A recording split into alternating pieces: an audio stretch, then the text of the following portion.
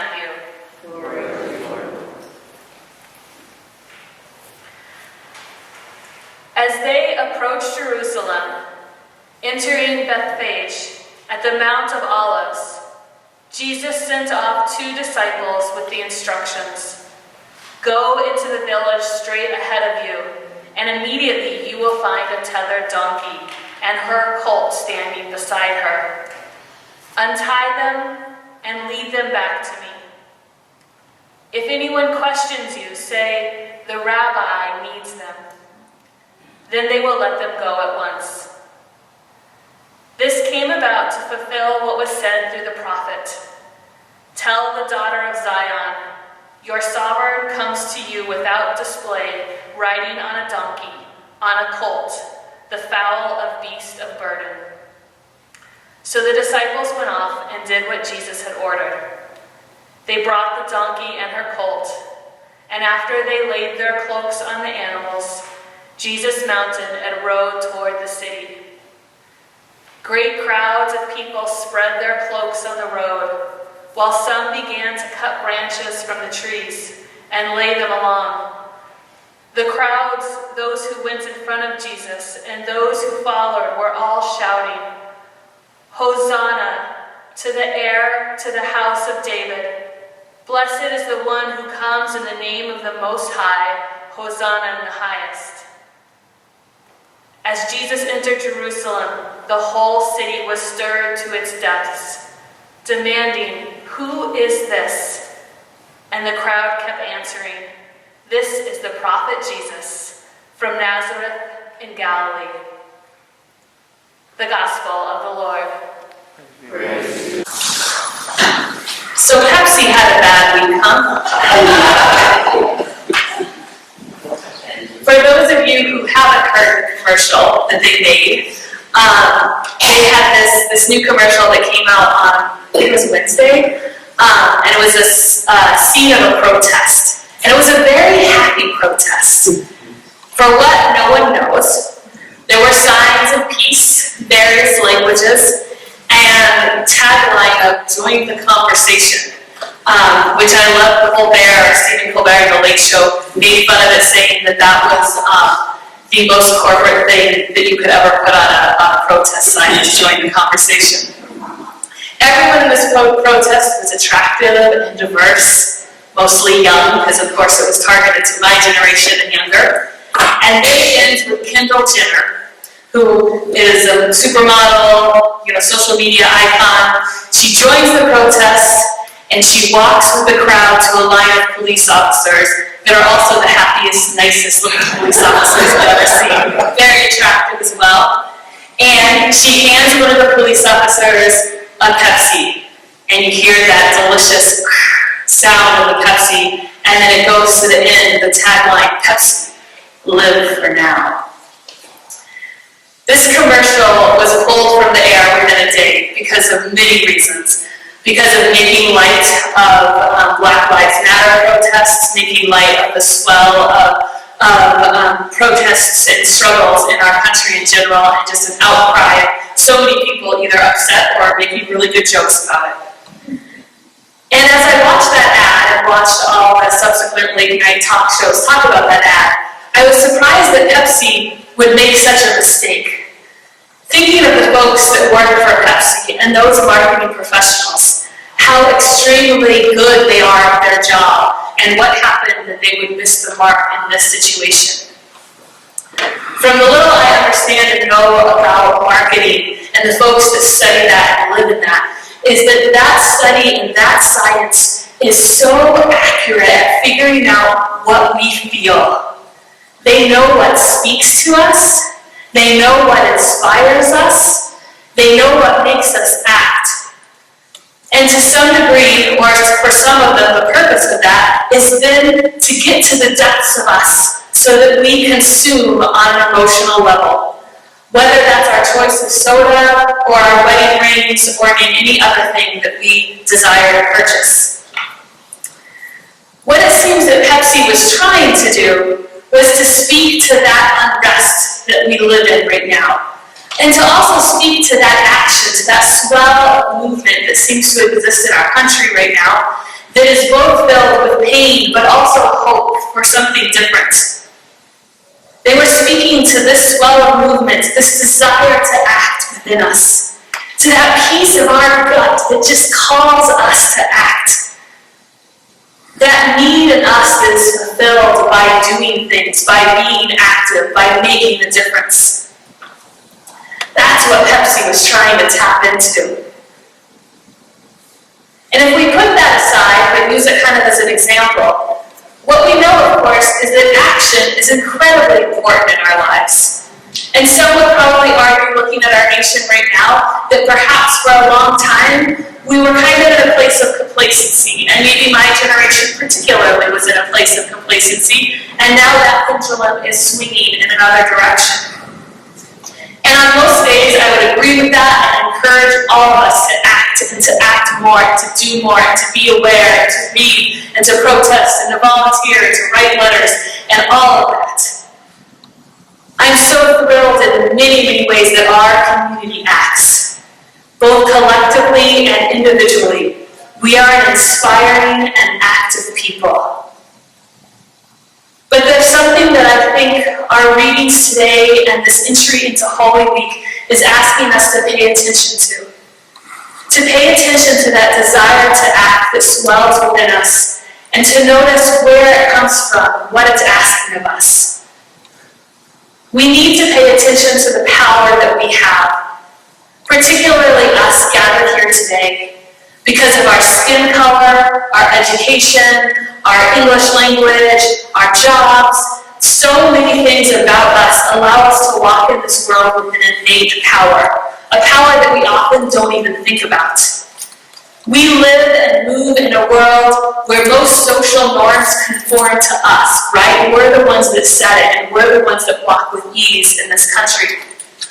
And because of that, we need to pay attention to how we act. Because we, as people with all of those privileges, can often act impulsively and without thinking, because we're free to do so. We're free to move about in this world in a pretty easy way. And so sometimes when we have that desire to act, we don't always know why. We don't always pay attention to what's inside of us that's calling us to act. And sometimes that impulse, we might be blinded by the emotions and motivations that are lying within us. It's important that we pay attention to our motivations, to ask ourselves, are we acting from a place of love, of care, of awareness? Or are we acting from a place that we need to control, that we need to deal with some inadequacy in ourselves, that we need to numb something about ourselves, or that we need to fix someone else? Why do we choose to act? In our readings today, and as we enter into Holy Week, we're confronted with some different ideas about what it means to act, or what it means to be passive, and when we might be called to no longer act. Up until this point, as we've journeyed through Lent, Jesus has been the center of action. Everything is about him and the action that he is doing. He enters into a desert. He faces and successfully fights temptation. He heals the blind. He overturns tables at the temple. He delivers sermons. Jesus acts. And he shows us how to act. Right? That's the point of the whole thing. He's showing us how we are called to live and act in our lives. He shows us by all of those actions our enduring call to charity and justice, to welcome the alien, the widow, and the orphan, to seek to mend the brokenness in this world. It is in the stories of Jesus' life that we uncover so much about our own lives, and how we are called to be disciples, how we are called to act and be holy in this world. And for the most part, in all of these stories, during this whole journey through Lent, the apostles and the growing crowds of followers and those that Jesus healed are quite passive. They follow behind, they learn, they walk with Jesus, they are touched by Jesus' healing power, but they're not not the center, and they're not the primary actor. But today, and as we enter into this week, it flips, it reverses. Something dramatic happens. As Jesus rides into Jerusalem on that donkey, he takes a different role. He becomes passive. He rides in. The apostles go and get him that donkey, and he begins this more passive journey. It starts slowly, but a different drama starts to unfold during this time. And even at times, the focus moves away from Jesus. In the longer form of the gospel that's often read today, we turn away from Jesus for a period of time, and we follow Judas. And Judas' betrayal, we follow in the garden where Judas turns Jesus over, and there's a fight that happens in the garden. In the Last Supper, we follow the apostles who start to begin to argue and say that no, they will never deny Jesus, they will never stop following him. And again, we witness Peter at a campsite denying Jesus 3 times. All of a sudden, the focus starts to shift to these different actors, right? And the ways that they're acting. And Jesus kind of moves to a different space. And when the attention returns back to Jesus, when it's about him, he takes on this different passive role. He's led away. He's manhandled by authorities. He's abused. Someone else helps him carry his cross. And ultimately, he's nailed to the cross. In a reflection by Father Ron Rolheiser, he reflects on this dramatic shift and asserts that Jesus moves from being the primary actor to essentially being a patient. And moreover, like a patient that's in palliative or hospice care. Someone who relies nearly 100% on other people's actions and power. In this reflection, Rolheiser unpacks the meaning of that term, the Passion of Christ. He explains that word passion, in this context, comes from the Latin word passio, which means passivity, and which is also where we get that word patient. So this is a very different understanding than from where we usually understand the word passion. For us, passion is usually synonymous with action. Passion is what drives us. And when we look at Jesus' life, we see that, right? We see that passion to love and to care and to heal driving him. But when we look at his dying and his death, we enter a different kind of passion. We enter into his passivity. And so we see that Jesus gave his life to us to show us how to be active, how to enter into this world and change this world. But he gave his dying and his death to us to teach us also how to be passive. And so we're asked to pay attention to what we can learn from these moments in his life and what we might learn when we are called to be passive. I feel uncomfortable even saying that or asking what that means because I don't like the word passive, and being someone that focuses so much on social justice, passive is a bad thing. It's not something that we want.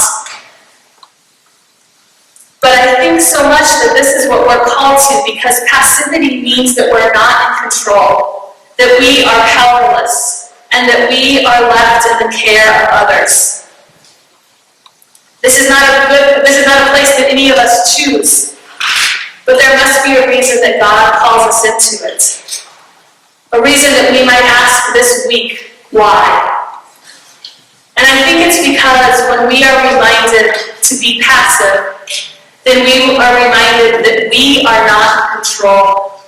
But the flip of that is the promise that God is in control. That we are carried and held by a loving God. And in our passivity, we are reminded that we are powerless. Despite our education and all the many things that make us a powerful people in the world, we are shown that we are powerless. And the beauty in that is that we are reminded that we are dignified and beautiful glorious simply in the fact that we exist. It doesn't matter what we do. It doesn't matter if we end up having to spend our entire life on a bed. God glorifies us, and God is glorified through us. We are dignified simply by the fact that we're human beings and God's beloved. And lastly, when we're passive, we are left in the care of others. But ultimately, we are left in the care of the other, the capital O other. We are left in the hands of our Creator. And we are given the option to see the many, many ways that other people become the hands and the feet and the face of the Creator to us. And so, as we enter into this week, as we walk with Jesus into Jerusalem, as we listen to his story, I invite us all to say that we are done with action for just this week. Let us let go. Let us be done. Let us slow down. Let us sit down. Let us lay down. Take a nap. Meditate. Sit still. Walk around your neighborhood with no purpose. Rest. Take time just to be. And know that it is God that is in control. It is our dignity that is always protected. And that it is his care that we always rest in. So let us rest tonight and this week in the hands of our Creator.